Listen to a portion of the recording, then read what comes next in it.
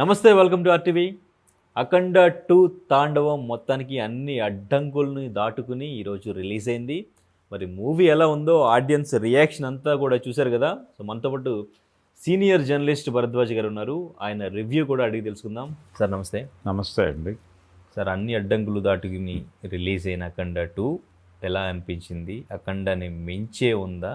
సనాతన ధర్మం గురించి బోయపాటి శ్రీను గారు ఏం చెప్పారు? బాలకృష్ణ గారిని ఏ విధంగా చూపించారు? అంటే బాలకృష్ణ గారితో ఎలా చేయించాలి అంటే బాలకృష్ణ గారితో చేయించటం కాదు, ఆయన మెరిట్స్ ఏమిటి, ఏ ఏరియాలో ఆయనతో కథని నడిపించవచ్చు అనేది క్షుణ్ణంగా తెలుసు అతనికి, బోయపాటి శ్రీనుకి తెలుసు. కాబట్టి బాలకృష్ణ గారు మాత్రమే చేయగలిగినటువంటి సన్నివేశాలను కల్పించుకుంటూ ఒక కథ రాసుకున్నాడు ఆయన. ఓకే. ఇందులో మార్కెట్ ఇన్వాల్వ్మెంట్ కూడా ఉంది. అంటే తను చేయదలుచుకున్నటువంటి విజువల్ స్కేలింగ్కి కావలసినటువంటి బడ్జెట్ వర్కౌట్ అవ్వటం కోసం దీన్ని పాన్ ఇండియా మార్కెట్కి చేయాలనుకున్నారు. ఎప్పుడైతే pan India market, Hindi market, Tamil market ఇలా అనుకున్నారో ఆటోమేటిక్గా వీళ్ళకి అఖండ 1లో కొంత జీర్ణ దేవాలయ ఉద్ధరణ అనేటువంటి ఒక కార్యక్రమం నడుస్తుంది దానిలో, అఘోరా క్యారెక్టర్లో.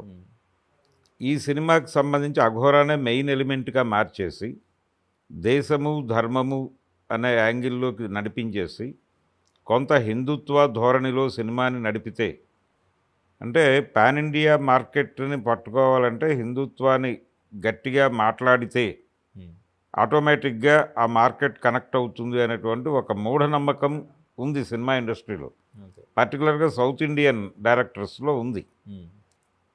వీళ్ళ నమ్మకం ఏంటంటే అక్కడ ఓట్ బ్యాంక్ వాళ్ళది, అంటే మెజారిటీ ఓట్ బ్యాంకు అక్కడ భారతీయ జనతా పార్టీ వైపు నడుస్తోంది. కాబట్టి మనం ఆ భావజాలంతో ఆ ఏరియాలో కథను నడిపేస్తే, వాళ్ళు ఆల్రెడీ ఏకాత్మ అనేది ఒక ప్రోగ్రామ్గా చేసేశారు.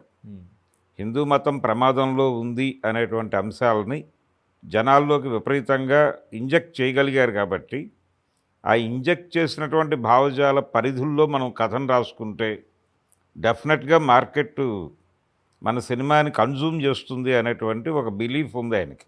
ఓకే, అది ఇక్కడ వర్కౌట్ అయిందంటారా? మరి అది ఆ పరిధుల్లో కథ రాసేసుకున్నాడు ఆయన. అందుకని సనాతన ధర్మము లాంటి డైలాగులన్నీ నడిచినాయి దీనిలో. అయితే ఇవన్నీ పక్కన పెట్టేసి ఆ చర్చలోకి పెడితే చాలా విషయాలు మాట్లాడుకోవాలి. ఆ గందరగోళంలోకి వెడితే ఆ ఏరియాని వదిలిపెట్టేస్తే ఇది టోటల్గా నందమూరి బాలకృష్ణ గారి తాండవం. బాలకృష్ణ ఏ రేంజ్కి వెళ్ళి నటించగలడు, తను నమ్మాడు, అంటే కథని నమ్మాడు, ఆ సన్నివేశాలని చాలా ఎమోషనల్గా ఫీల్ అయ్యాడు ఆయన పర్సనల్గా. ఆయన పర్సనల్గా క్యారెక్టర్తో కనెక్ట్ అవ్వటం వలన ఆ లెవెల్కి ఆ క్యారెక్టర్ని నడిపించగలిగాడు. రెండోది, మీకు అఖండాలో కానీ లేకపోతే ఇతర బాలకృష్ణ సినిమాలో మిక్స్డ్ ఎమోషన్స్ ఉంటాయి. ఈ సినిమాలో ఒకటే ఎమోషన్లో వెడుతుంది ఆ క్యారెక్టర్, ఏకసూత్రత అంటారు. ఆ ఏకసూత్రతలో వెళ్ళిపోతుంది క్యారెక్టర్. దాన్ని సస్టైన్ చేయటం అనేది అంత ఈజీ వ్యవహారం కాదు. ఆడియన్స్ని కూడా తనతో పాటు క్యారీ ఫార్వర్డ్ చేసుకుని తీసుకెళ్ళాలి. అది అంత ఈజీ టాస్క్ కాదు. దాన్ని సాధించాడు నందమూరి బాలకృష్ణ సినిమాలో. నటుడిగా అతను నెక్స్ట్ లెవెల్కి వెళ్ళాడు. అతని పెర్ఫార్మెన్స్ సైడు ఏమాత్రము వంకబెట్టే పరిస్థితి లేదు. డైలాగ్ డెలివరీ ఇవన్నీ కూడా అతనికి చాలా ఈజీగా నడిచింది. రెండోది, నందమూరి బాలకృష్ణ అవటం వలన అది ఆర్గానిక్గా ఉంది సినిమా. ఎందుకుంది అంటే ఈ సినిమాలో ఆ పాత్ర నుంచి కొన్ని మంత్రాలు నడవాల్సి ఉంటుంది, డైలాగులో కొంత ఆధ్యాత్మిక వాతావరణం నడవాల్సి ఉంటుంది. ఇవన్నీ కూడా బాలకృష్ణతోనే వర్కౌట్ అవుతాయి. అందుకని ఈ పాత్ర బాలకృష్ణ మాత్రమే చేయగలడు, ఇలాంటి సినిమా బోయపాటి మాత్రమే తీయగలడు అని చెప్పక తప్పని పరిస్థితిని కల్పించింది అఖండ తాండవం. ఇది నందమూరి బాలకృష్ణ గారి తాండవం, అఖండ తాండవం కాదు. ఇది టోటల్గా బాలకృష్ణ సినిమా. బాలకృష్ణ సినిమాలు ఏ ఎమోషన్స్ అయితే ఆడియన్స్ కోరుకుంటారో ఆ ఎమోషన్స్ 4 ఇంతలు దొరుకుతుంది దీనిలో. ఎంటర్టైన్మెంట్ జోలికి వెళ్ళే ప్రయత్నం చేయలేదు డైరెక్టర్. వాంటెడ్గానే ఎమోషనల్గా నడిపేశాడు. స్క్రీన్ ప్లేకి సంబంధించిన మ్యాజిక్లు, గందరగోళాలు కూడా సినిమాలో లేవు. కథ బలంగానే ఉందంటారు. ఇందులో కథగా చెప్పుకోవడానికి ఏం లేదు. కథ జోలికి వెళ్ళటం అనవసరం. ఓకే. కథ పేరుతో ఆయన జరిగిన సంఘటనలని ఒక పద్ధతిలో కూర్చుకుంటూ వెళ్ళాడు. అంటే అఖండతో కంపేర్ చేస్తే కథ పరంగా బోయపాటి సినిమాల్లో కథను వెతికే ప్రయత్నం చేయొద్దండి. కథను వెతకద్దు, కథలో ఉన్నటువంటి లాజిక్స్ ఆ గొడవలోకి వెళ్ళొద్దు. ఓకే. స్క్రీన్ ప్లే మ్యాజిక్ కూడా లేదు ఇందులో. చాలా స్ట్రైట్ ఫార్వర్డ్గా సినిమా నడుస్తుంది. తను ఏం తీయదలుచుకున్నాడో అంటే ఓపెన్గా చెప్పుకున్నాడు ఆయన. ఆ సినిమా ప్రమోషనల్ కంటెంట్లో చాలా విషయాలు చెప్పారు వాళ్ళు. ఈ సినిమా ఆ అఖండాలో ఆ పాపకి వాగ్దానం చేసి వెళ్ళిపోతాడు ఆయన.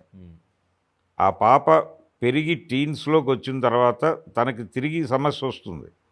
ఆ వచ్చిన సమస్య మేరకు ఆవిడ వారిని చేరుతుంది. ఆ కష్టం నుంచి బయటపడేసే శక్తి ఆయనే కాబట్టి అటువైపు డ్రైవ్ అవుతుంది. ఆ డ్రైవ్ ఎందుకు అవుతుంది అనే చర్చలోకి వెళ్ళొద్దు. లాజిక్స్ వెతకూడదు ఇలాంటి సినిమాల్లో. సో అలా డ్రైవ్ అవుతుంది ఆవిడ. అక్కడి నుంచి ఆయన ఎలా కాపాడుతాడు. ఈ అమ్మాయిని కాపాడటం కాదు, ఈ అమ్మాయి ఇరుక్కున్నటువంటి సమస్య దేశానికి సమస్య. అందుకని ఈ అమ్మాయితో పాటు దేశాన్ని కూడా కాపాడటం అనే మిషన్ తన భుజాల మీద వేసుకుంటాడు అఖండ. ఇందులో మురళీకృష్ణ అనేటువంటి క్యారెక్టర్ నిడివి చాలా తక్కువ. అది ఫస్ట్ హాఫ్లో కొంచెం ఎంటర్టైన్మెంట్ ఏరియాలో వాడారు దాన్ని, అంతవరకే పరిమితం. మిగిలిందంతా టోటల్గా అది అఖండ సినిమానే. అందుకని అఖండ తాండవం అని టైటిల్ పెట్టాడు ఆయన. బాలకృష్ణ చాలా సన్నివేశాలు చాలా అద్భుతంగా రక్తిగట్టించాడు. అలాగే బోయపాటి మార్క్ కనిపించే సీన్స్ కూడా కొన్ని ఉన్నాయి. అంటే కొన్ని ఆయన ఊహించాడు. అలాగే బాలకృష్ణతో ఇలా చేస్తే అలా ఉంటుంది, అలా చేయిస్తే అలా ఉంటుంది అనేది తన ఇమాజిన్. అలా ఇమాజిన్ చేసుకున్నటువంటి సన్నివేశాలని బాలకృష్ణతో చెప్పి ఆయనతో చేయించుకోవటం అనేది గొప్ప టాస్క్. అది సాధించగలిగాడు. ఓకే.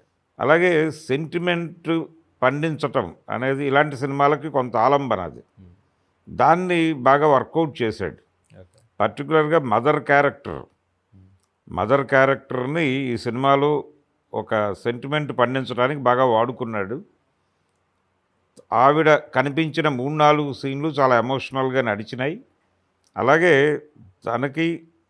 తనకి శివతత్వం అర్థం కావటం అనేటువంటి ఒక సన్నివేశాన్ని కల్పించాడు. అది జనాల్ని బాగా పట్టుకుంటుంది. ఇలా కొన్ని ఎలిమెంట్స్ ఉన్నాయి, బలమైన ఎలిమెంట్స్ ఉన్నాయి సినిమాలో. ఆడియన్స్ని నిలబెట్టేటువంటి పట్టుకునేటువంటి సన్నివేశాలు ఉన్నాయి. అంటే బాలే ఫ్యాన్స్ కింద న్యూట్రల్ ఆడియన్స్ లేదు, న్యూట్రల్ ఆడియన్స్ కూడా కనెక్ట్ అవుతారు ఈ సినిమాకి. కనెక్ట్ అవుతారు. కంటెంట్ విషయంలో నాకు 100 విమర్శలు ఉన్నాయి ఆ సినిమాకి, ఆ సినిమా పట్ల. ఓకే. అంటే ఇది కూడా ఒక రకమైన ప్రాపగాండా సినిమానే. ఇప్పుడు హరిహర వీరమల్లు ఎలాగైతే ప్రాపగాండా సినిమాలో, అలాగే ఈ సినిమా ఇప్పుడు కాశ్మీర్ ఫైల్స్, కేరళ స్టోరీలు ఇవన్నీ చూస్తూ వస్తున్నాం కదా. అదే ధోరణిలో ఇది కూడా హిందుత్వ ప్రమోషనల్ యాక్టివిటీ ఉంది ఈ సినిమాలో. అలాగే పరదేశ దూషణ, పరమత దూషణ లాంటి కార్యక్రమాలు కూడా ఒక మోతాదులో ఉన్నాయి. అయితే ఆ మోతాదు మించకుండా చూసుకున్నాడు, జాగ్రత్త తీసుకున్నాడు ఆయన డైరెక్టర్ గారు. అదొక కేర్. అది కొంత సినిమాని కాపాడిందనే అనుకుంటాను నేను. బోయపాటి తను చిన్న లైన్ అనుకున్నాడు, అంతకుమించి పెద్దగా ఎక్కువ శ్రమ పడలేదు. తను అనుకున్న లైన్ చిన్నదే కానీ డైలాగులు చాలా ఎక్కువ రాసుకున్నాడు. డైలాగులు సినిమాని బాగా నిలబెట్టాయి. ఇందులో ఈ సినిమా సక్సెస్లో మేజర్ షేరు డైలాగ్ రైటర్ది. అలాగే మిగిలిన క్యారెక్టర్ సాది పినిశెట్టి చేసిన క్యారెక్టర్ తనకి కొత్త ఈ తరహా క్యారెక్టర్. తను విలనీ చేశాడు ఇంతకుముందు. ఇది రొటీన్ విలనీ కాదు, కొంచెం భిన్నమైనటువంటి విలనీ. దాన్ని పండించాడు. డైలాగ్కి సంబంధించి ఇంకొంచెం తను శ్రద్ధ పెట్టుంటే బాగుండేది. అదొక్కటి మినహాయిస్తే మిగిలిన పెర్ఫార్మెన్స్ సైడ్ ఓకే. బాలకృష్ణ గారు ఆయన రేంజ్ డైలాగ్స్ అవన్నీ వింటూ మధ్యలో ఇలాంటివి వినాల్సి వచ్చినప్పుడు కొంచెం ఆ ట్యూనింగ్ స్విచ్చింగ్ ప్రాబ్లం ఉంటుంది ఆడియన్స్కి. అది లేకుండా చూసుకుని ఉంటే బాగుండేది. డైరెక్టర్ గారికి అంతకుమించి చేయగలిగింది కూడా ఏం లేదు. విజువల్గా బాగుంది సినిమా. జనరల్గా ఇలాంటి సినిమాలు విఎఫ్ఎక్స్ ఈ గోలకి కన్నులు స్ట్రైన్ అవుతాయి. అలా స్ట్రైన్ కాకుండా చూసుకున్నారు. న్యాచురల్ లొకేషన్స్ చాలా ఎక్కువ వాడారు. అలాగే విఎఫ్ఎక్స్ కొంచెం దాని పరిధిలో దాన్ని ఉంచారు. ఓవర్ కాకుండా చూసుకున్నారు. గ్రీన్ మ్యాట్ షూట్స్ ఎక్కువ కాకుండా చూసుకున్నారు. అందుకని థియేటర్లో కూర్చున్నటువంటి ఆడియన్స్కి పెద్దగా ఇబ్బంది కలగలేదు. ఇది ఒక సినిమాగా ఒక ఎమోషనల్ కంటెంట్ ఇష్టపడేటువంటి ఆడియన్స్ సరదాగా థియేటర్కి వెళ్ళి ఎంగేజ్ అవుతారు, ఎమోషనలైజ్ అవుతారు. ఎంటర్టైన్ అవుతారని నేను చెప్పను, కానీ ఎంగేజ్ అయితే అవుతారు. కాబట్టి పాన్ ఇండియాగా ఇప్పుడు అన్ని స్టేట్స్లోనూ వర్కౌట్ అవుతుందంటారు, ఎస్పెషల్లీ నార్త్లో. నార్త్ కోసం రాసుకున్న కథే ఇది. నార్త్కి కనెక్ట్ కావడం కోసం స్టార్టింగ్ ఎంట్రీ సీన్లో కన్నడ మాట్లాడడం, హిందీ మాట్లాడడం, ఇవన్నీ అన్ని రకాల ఎలిమెంట్స్ వాడారు. మార్కెట్ విస్తృతికి దోహదపడేటువంటి అన్ని అంశాలని తీసుకొచ్చి దీనిలో నింపారు. ఓకే. అయితే ఎంతవరకు కనెక్ట్ అవుతుంది అనే దానిలో రకరకాల సందేహాలు ఉన్నాయి. ఒక మూఢనమ్మకంగా అది స్థిరపడింది, కానీ నిజానికి 2024 ఎన్నికల్లో ఆ ఐడియాలజీకి కొంత నష్టం జరిగింది. ప్రజాభిప్రాయంలో తేడా వచ్చింది. అంటే 60 సీట్లు కోల్పోయింది రైట్ వింగ్ అనేది పరిగణనలో తీసుకుంటే. ఈ కంటెంట్ని గతంలో ఇలాంటి కంటెంట్స్ వాళ్ళు యాక్సెప్ట్ చేసి భుజాల మీద మోసిన చరిత్ర ఉంది. అది కార్తికేయ 2, ట్రిపుల్ ఆర్ లాంటి సినిమాలు మోసారు. ఇది కొంచెం హై వోల్టేజ్లో వెళ్ళింది. కాశ్మీర్ ఫైల్స్ బాగానే నడిచింది, అలాగే కేరళ స్టోరీ బాగానే నడిచింది. ఆ తర్వాత వచ్చినటువంటి రజాకార్ ఫైల్స్ ఇలాంటివి చాలా ఇబ్బంది పెట్టినాయి, పెద్దగా కమర్షియల్గా వర్కౌట్ అవ్వలేదు. కాబట్టి ఇది హిందీ మార్కెట్లో 100% పట్టుకుంటుందా, వీళ్ళ వ్యూహం వర్కౌట్ అవుతుందా? పొలిటికల్గా వాళ్ళు ఈవీఎం మేనేజ్మెంటు, ట్యాంపరింగ్, రకరకాల ప్రక్రియలు వాడి గెలుస్తారు. కానీ ఇక్కడ ఆడియన్స్ని అలా చేయలేరు కదా. కాబట్టి కోరిక ఏ మేరకు తీరుతుంది అనే దానిలో రకరకాల మినహాయింపులు, ఇబ్బందులు ఉన్నాయి. కానీ ప్రయత్నం ఉంది. ఆ ప్రయత్నం వాళ్ళ ఐడియా అది. ఈ కంటెంట్తో మనం హిందీ మార్కెట్ను బలంగా పట్టుకోగలమని ఆయన నమ్మాడు. ఆ నమ్మకాన్ని నిలబెట్టే పద్ధతిలో నందమూరి బాలకృష్ణ గారు పెర్ఫామ్ చేశాడు. తమన్ మ్యూజికల్గా విపరీతమైన సపోర్ట్ ఇచ్చాడు సినిమాకి. నటించిన ప్రతి ఆర్టిస్టు చాలా అద్భుతంగా నటించారు. పెర్ఫార్మెన్సెస్ చాలా బాగున్నాయి. పర్టికులర్గా ఒక 2-3 సీన్లలోనే కనిపించినప్పటికీ పాత తమిళ్ కమెడియన్ ఒక ఆయన ఉన్నాడు, వైజీ మహేంద్రన్. తను చాలా బాగా పెర్ఫామ్ చేశాడు. 3-4 సీన్లు నిలబెట్టాడు ఆయన.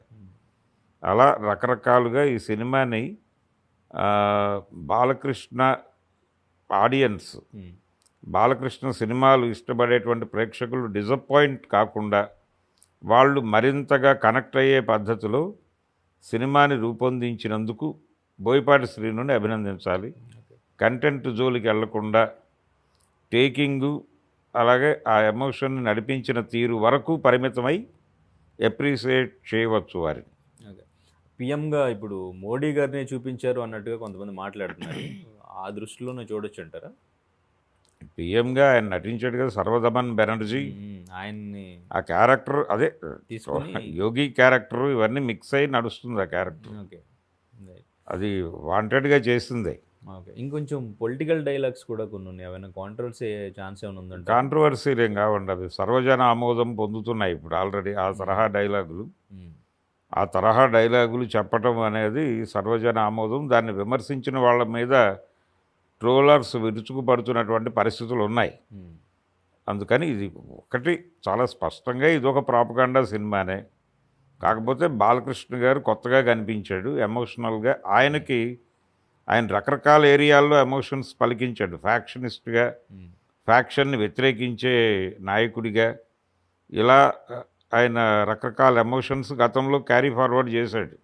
ఇది ఒక డిఫరెంట్ ఎమోషన్. దేశభక్తి, ఆధ్యాత్మికత రంగరించినటువంటి ఒక ఎమోషన్ని నందమూరి బాలకృష్ణ మాత్రమే చేయగలడు అన్న రేంజ్లో చేసి నిలబెట్టాడు సినిమాని. సో కమర్షియల్గా కూడా మనకు కూడా ఇక్కడ బాగానే వర్కౌట్ అవుతుందంటారా? మంచి కలెక్షన్స్ ఏమైనా వచ్చే ఛాన్స్ ఉందంటారా? ఇది కమర్షియల్గా వర్కౌట్ అయ్యే సినిమానే. ఈజీ టార్గెట్ మనకి 1000 కోట్లు అంటుంటారు కదా, ఆ మార్కెట్లో అంటే 1000 కోట్లు అంటే హిందీ మార్కెట్లో కనెక్ట్ అయితే జరిగేటువంటి క్రియ అది. ఓకే. హిందీ మార్కెట్లో ఇది రిలీజ్ అవుతుందా లేదా అనే దానిలో కూడా క్లారిటీ లేవు. వాళ్ళు 5వ తారీఖు అనుకున్నప్పుడు దానికి సంబంధించిన చార్ట్ వేసుకున్నారు. ఇప్పుడు అలా ప్రిపేర్డ్గా వెళ్ళారా లేదా, ఇది ఆఖరి నిమిషంలో తీసుకున్న హడావిడి నిర్ణయమే. ఓకే. కాబట్టి కొంచెం గ్యాప్ తీసుకుని ఏమైనా చేస్తారేమో చూడాలి. అంటే మనకి బుకింగ్స్ దగ్గర నిజానికి ఇతర భాషల్లో కూడా ఈ సినిమా చూస్తారా అని అడుగుతారు. అలా అడిగిన సందర్భం కనిపించలేదు, అందుకని డౌట్. Okay, right. సో టోటల్గా మీ రేటింగ్ ఎంత అవుట్ ఆఫ్ 5? ఇది నేను 2.5 ఇస్తానండి cinema. Okay, right. Thank you sir. Thank you. చరిత్ర సృష్టించినోడు ఇప్పుడు ఆ చరిత్రని తిరగరాయబోతున్నాడు. అబద్ధాల గోడల్ని బద్దల కొట్టి నిజాలను రాగా మీ ముందుంచబోతున్నాడు. నిజమైన వార్తల కోసం వెంటనే డౌన్లోడ్ చేసుకోండి రా యాప్ని.